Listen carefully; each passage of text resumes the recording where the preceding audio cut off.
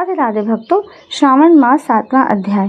इस अध्याय के अंतर्गत हम सुप्रसिद्ध मंगला गौरी व्रत के बारे में जानेंगे तथा श्रावण मास के मंगलवार के व्रत किस प्रकार किए जाते हैं, उसकी कथा व महात्म्य क्या है।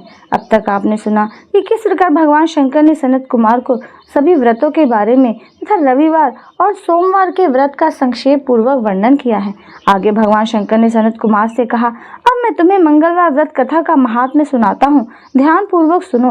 इस व्रत को मंगला गौरी व्रत भी कहते हैं। इसके करने से वैधव्य के भोग का नाश होता है। विवाह के पश्चात 5 वर्ष तक इस व्रत को करना चाहिए। विवाह के पश्चात पहले श्रावण शुक्ल पक्ष के पहले मंगलवार को इस व्रत को आरंभ करना चाहिए। पुष्प मंडप का निर्माण कर उसे केले के स्तंभों से सुशोभित करना चाहिए। उसे अनेक प्रकार के फलों तथा रेशमी कपड़ों से विभूषित करें। मंडप में देवी की सोने की प्रतिमा अथवा किसी अन्य धातु की प्रतिमा बनवाकर स्थापित करनी चाहिए। उस प्रतिमा में मंगला गौरी का षोडश उपचारों से 16 दुर्वा दलों से, 16 चिड़चिड़ा दलों से, 16 चावल तथा 16 चने की दाल के दानों से अर्चना करनी चाहिए। 16 बत्तियों वाले दीपक या 16 दीपक जलाकर भक्ति पूर्वक दही तथा चावलों का नैवेद्य अर्पण करना चाहिए। देवी के निकट सील लोढ़ा रखना चाहिए। इस तरह विवाहोपरांत 5 वर्ष तक व्रत करना चाहिए। 5 वर्ष पश्चात उद्यापन करके माता को बायना देना चाहिए। अब मैं तुम्हें बायने के बारे में बताता हूँ। मंगला गौरी की एक पल सोने की प्रतिमा या अपने सामर्थ्य के अनुसार सोने की प्रतिमा बनवाएं। अपने सामर्थ्य के अनुसार सोने अथवा चांदी आदि से निर्मित घड़े को चावलों से भरें। उसके ऊपर पहनने के वस्त्र, साड़ी, ब्लाउज आदि रखें। इसके ऊपर मंगला गौरी की प्रतिमा रखें। देवी के समीप सील लोढ़ा रखें। इस प्रकार माता के लिए बायना देना चाहिए। इसके बाद 16 सुहागन ब्राह्मणियों को भोजन कराना चाहिए। इस प्रकार व्रत करने मात्र से 7 जन्म तक सौभाग्य अटल रहता है। ब्रह्मापुत्र सनत कुमार ने भगवान शंकर से पूछा, इस व्रत को पहले किसने किया और उसका क्या फल मिलता है। भगवान शंकर ने बताया, पूर्व काल में कुरु देश में श्रुतकीर्ति नामक राजा रहता था। वह शास्त्रों का ज्ञाता था।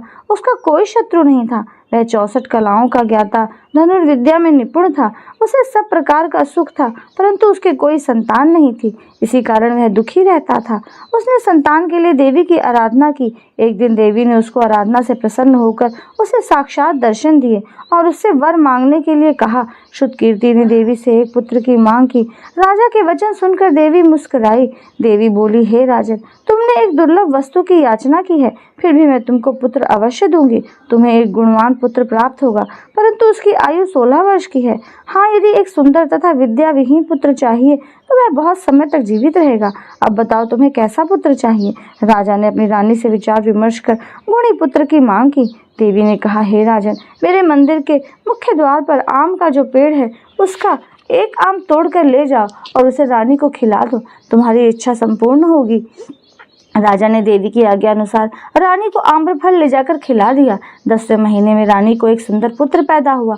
हर्ष शोक से संपन्न राजा ने राजकुमार का जात कर्म आदि संस्कार कर दिया। राजा ने राजकुमार का नाम चिरायु रखा। राजकुमार चांद की तरफ बढ़ने लगा। अब वह 15 साल का गुणी, संपन्न और सुंदर बालक हो गया। राजकुमार का 16वां साल शुरू हुआ तो राजा रानी को चिंता होने लगी। राजा ने सोचा, यह पुत्र बड़े ही कष्टों से प्राप्त हुआ है, मैं इसकी मृत्यु अपनी आंखों के सामने कैसे देखूंगा। यह सोचकर राजा ने राजकुमार चिरायु को उसके मामा के साथ काशी भेजने का निश्चय कर लिया। रानी ने अपने भाई से कहा, तुम कार्पटिक का वेश धारण कर राजकुमार चिरायु को काशी ले जाओ। मैंने इसके जन्म से पूर्व भगवान मृत्युंजय से प्रार्थना की थी कि हे विष्णुदेव, पुत्र की प्राप्ति पर जगतपति की यात्रा के लिए भेजूंगी, इसलिए तुम इसे काशी ले जाओ। इसकी रक्षा का भार अब तुम्हारे कंधों पर है।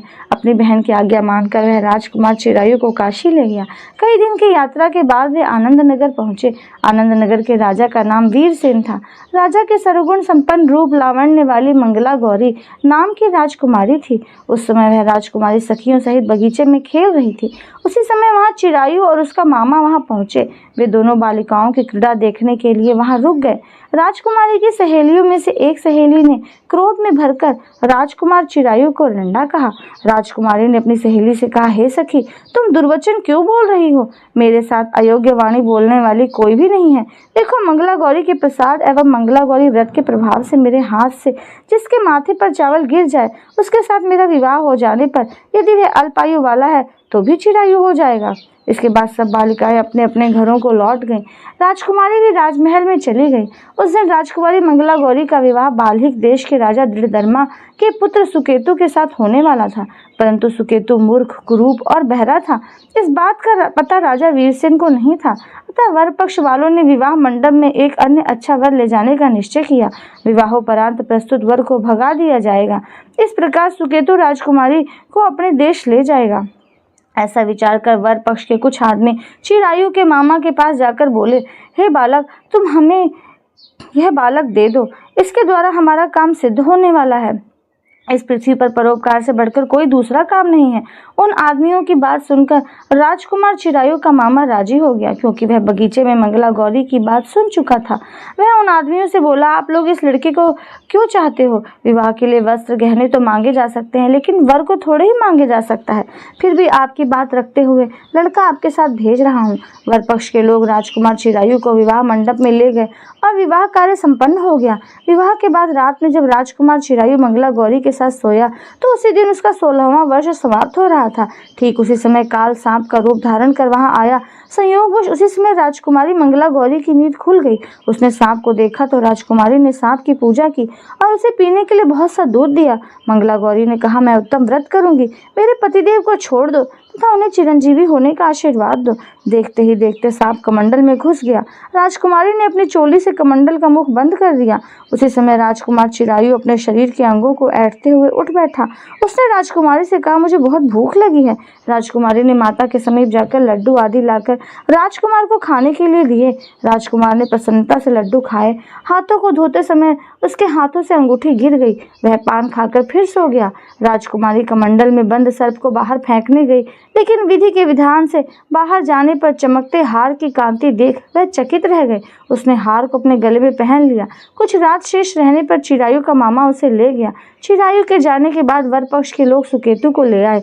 मंगला गौरी ने सुकेतु को देखा तो वह बोली, यह मेरा पति नहीं है। सभी बाराती कहने लगे कि हे शुभे, यह तुम क्या कह रही हो? यदि कोई पहचान हो तो बताओ।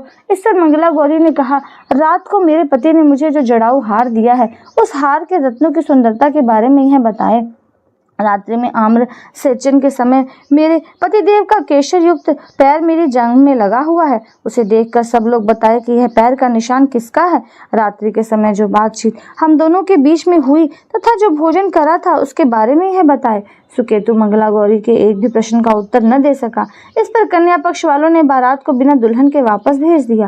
मंगला गौरी के पिता महाराज वीरसेन ने एक महान यज्ञ करवाया। उसे यह भी पता चल गया था कि वर पक्ष वालों ने अपने कुरूप राजकुमार के स्थान पर किसी अन्य सुंदर युवक को विवाह के मंडप में ले आए थे और उस अनजान युवक के साथ मंगला गौरी का विवाह हुआ था। अब मंगला गौरी राजमहल के बरामदे में एक चिक्की ओट में बैठ गई और आते जाते प्रत्येक व्यक्ति को देखने लगी।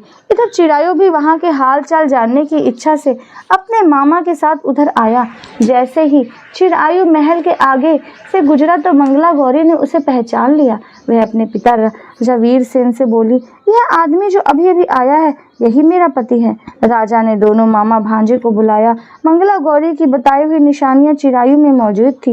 राजा ने विवाहोत्सव के वस्त्राभूषण आदि अश्व, गज, रथ तथा बहुत सी चीजें देकर मंगला गौरी को विदा किया। मामा अपने भांजे चिरायु को तथा मंगला गौरी को लेकर अपनी बहन के यहाँ चल दिया। अब चिरायु के माता पिता ने उसके आने का समाचार सुना तो उसे विश्वास ही नहीं हुआ, क्योंकि यह विपरीत कैसे हो सकता था। इसी बीच चिरायु अपने माता पिता के पास पहुंच गया और उनके चरण स्पर्श किए। पुत्र वधू को सास ने अपनी गोदी में बिठाकर सब बातें पूछी। मंगला गौरी ने उसको व्रत महात्म्य तथा पिछला समस्त घटनाक्रम बतलाया। मंगला गौरी के कारण ही तभी से यह व्रत मंगला गौरी के नाम से प्रसिद्ध हुआ। इसे जो कोई भी सुनेगा अथवा इसका कीर्तन करेगा उसके सभी मनोरथ सिद्ध हो जाएंगे। श्री सूत जी बोले, हे ऋषिगण, भगवान शंकर ने सनत कुमार से इस व्रत को कहा और वह इस कार्य की सिद्धि वाले व्रत को सुनकर गदगद हो उठे।